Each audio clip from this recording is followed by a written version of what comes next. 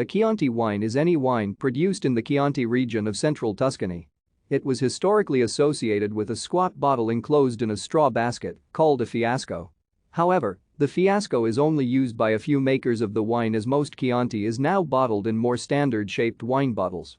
Baron Bettino Ricasoli created the Chianti recipe of 70% Sangiovese, 15% Canaiolo and 15% Malvasia bianca in the middle of the 19th century.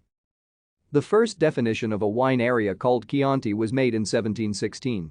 It described the area near the villages of Gaiole, Castellina, and Rada, the so-called Lega del Chianti and later Provincia del Chianti.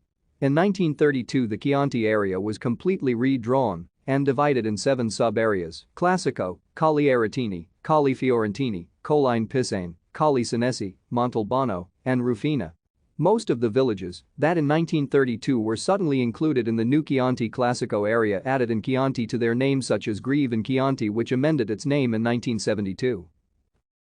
Thank you for watching. Like and subscribe if you would like to view more of our videos. Have a nice day.